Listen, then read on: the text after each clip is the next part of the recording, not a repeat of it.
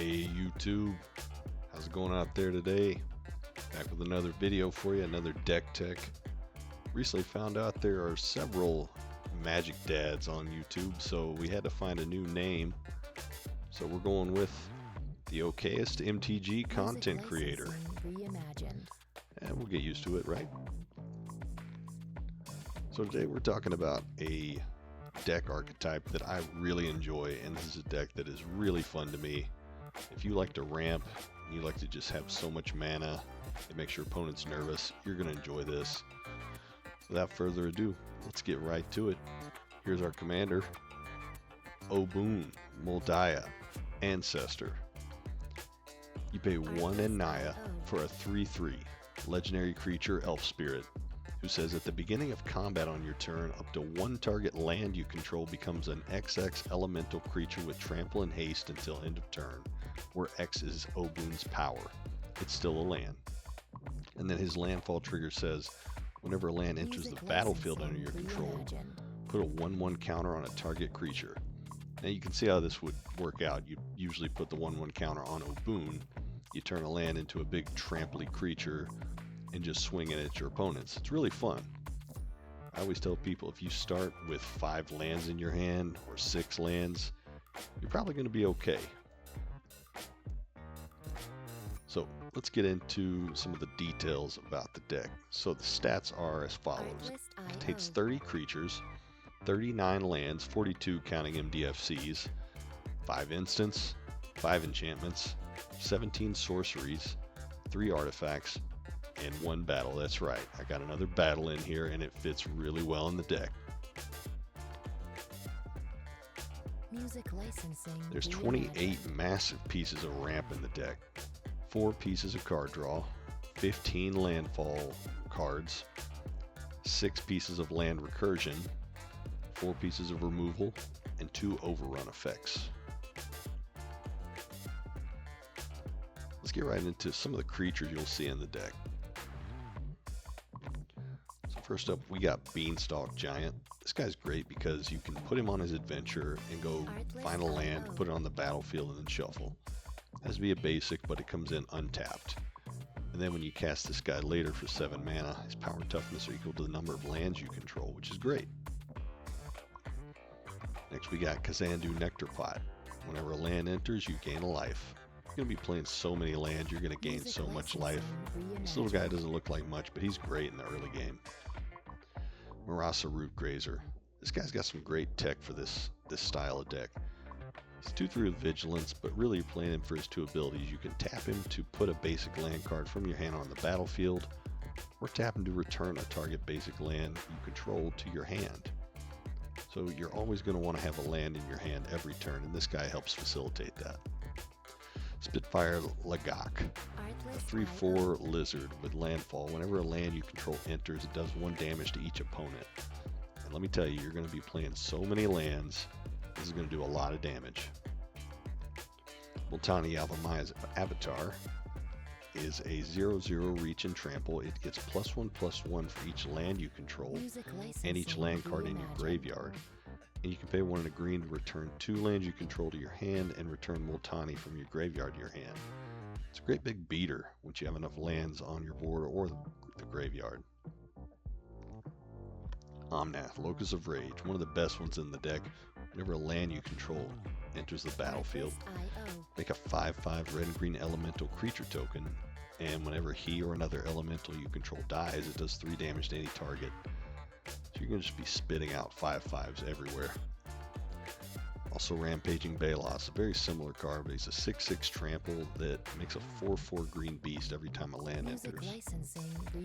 Hoovenwald Hydra is a star with reach. Its power and toughness equals the number of lands you control, and when it enters you may search your library for a land card and put it on the battlefield tapped and then shuffle. Geode Ranger, this is a fun one. Whenever a land enters the battlefield under your control, goad each creature a target player controls. You could potentially goad all 3 of your creatures in 1 turn.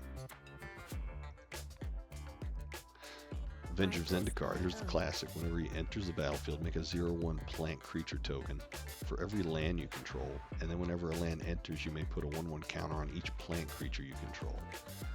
So you can just make an army of plants that get bigger and bigger with every land you play. Ramanap Excavator, just a great way to get lands out of your graveyard. Kodama of the East Tree, whenever another permanent you control enters, if it wasn't put on the battlefield with this ability, you may put a permanent card with equal or less a mana value from your hand on the battlefield. So it may not be obvious, but this guy is an infinite combo if you have a token generator that depends on landfalls, and you have a bounce land that when you play it, you have to return a land to your hand. So the way it would work, you have a Scoot Swarm, you have this guy on the board, you play your bounce land, you bounce the land that you just played back to your hand, and then this guy lets you put another land onto the battlefield. You just keep bouncing that land, make as many tokens as you want to infinity, and it's pretty hard to beat you after that.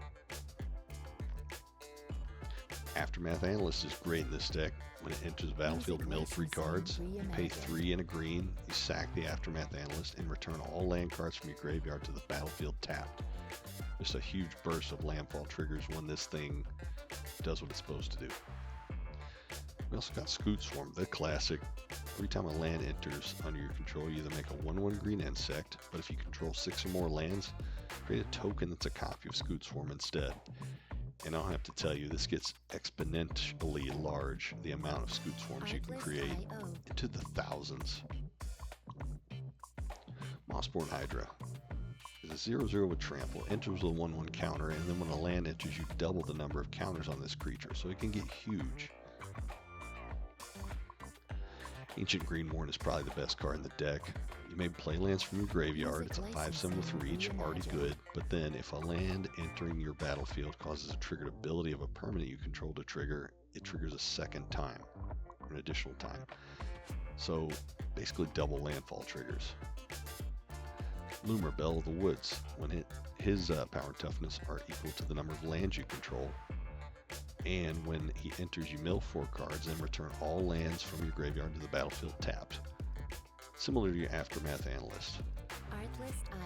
We got Primeval Titan. This guy's actually banned in Commander, but in my play group, everyone's really chill and really doesn't think that Primeval Titan necessarily needs to be banned. So he's great. When he enters the battlefield or attacks, you may search your library for up to 2 land cards, put them on the battlefield tapped, and then shuffle. So he fits great in the deck, and hopefully they'll unban him one day, because I honestly think he's not that oppressive. Greensleeve, she's great. She's got protection from planeswalkers and from wizards, but really we would play her because of her abilities. Power and toughness are equal to the number of lands you control, already good, and when a land enters you make a 3/3 Badger. And we got a Shia, Soul of the Wild. Power and toughness equal to the number of lands you control, and non-token creatures you control are forest lands in addition to their other types, which will trigger landfall. I know there's a lot of creatures, but we need a little bit more than just creatures in the deck. So let's look at the enchantments. Crucible of Worlds is an artifact, actually. So you can play lands from your graveyard. Always great to have on the battlefield. Undergrowth Recon. Beginning your upkeep, return target land from your graveyard to the battlefield tapped.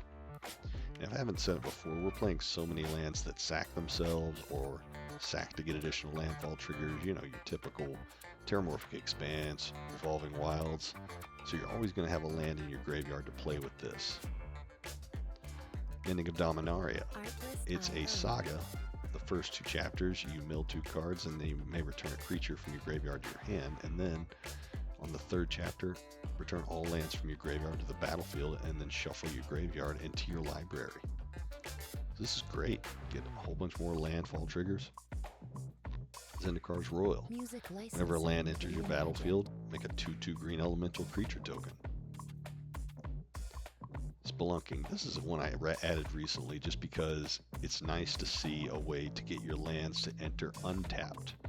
This is huge because there's so many lands we're playing that enter tapped. And if you have this, you can just use that mana right away. And that's it for the artifacts and enchantments, but we need more. So let's look at some of the spells we play in this.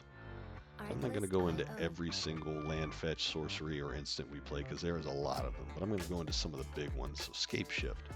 Sacrifice any number of lands and search your library for up to that many land cards and put them on the battlefield tapped, and then shuffle your library. So you basically can just sack every land you already have, go find that many, and place them on the battlefield. This is huge. You can get so many landfall triggers off this. We've also got Reshape the Earth. Costs 9 mana, but you can search your library for up to 10 land cards. Put them on the battlefield, tap, and then shuffle. Huge landfall triggers. Sylvan Awakening. This is a really fun one to me because you're going to have so many lands on your battlefield. Until your next turn, all lands you control can become 2/2 elemental creatures with reach, indestructible, and haste, and they're still lands. This might catch your opponents off guard when they didn't realize you have a massive army of lands coming after them. And I put in Titanic Ultimatum. So it costs 3 green, 2 white, and 2 red, and until the end of turn, creatures you control get +5/+5, gain first strike, lifelink, and trample. It's kind of a great game ender.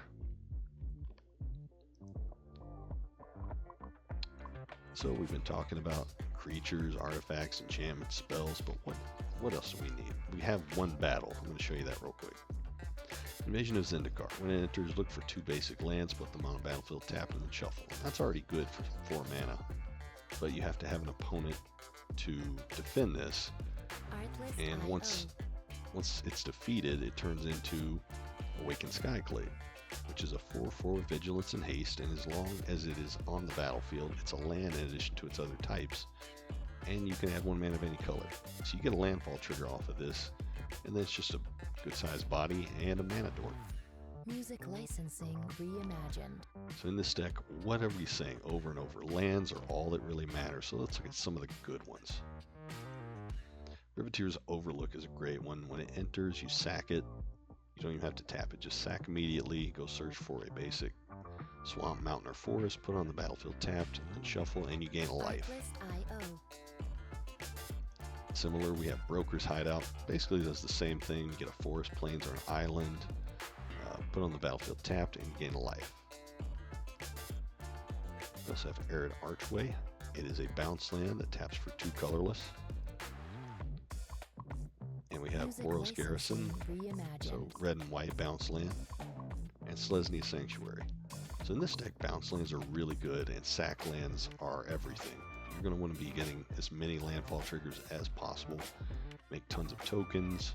Be able to play huge, tramply beasts that care about how many lands you control. It's a very combat-focused deck. Plays very much at source-free speed, and I'm not going to lie, it doesn't have a ton of interaction.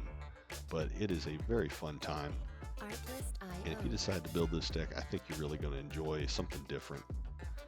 Because land strategies are strong. It's hard to interact with landfall, because you can't really do anything about someone playing a land. So maybe give Obuun a chance. I actually bought this when it was in a pre-con. I've upgraded it extensively, and I just love the ability of using lands as a weapon. So very fun deck. And that's it for today. Hope you all enjoyed the video, and hope you all enjoy the name change. I'm going to keep making these, and if you like what I'm doing, please feel free to subscribe, like, comment, and just keep a lookout. I'll keep making more of these. Until next time, have a good one.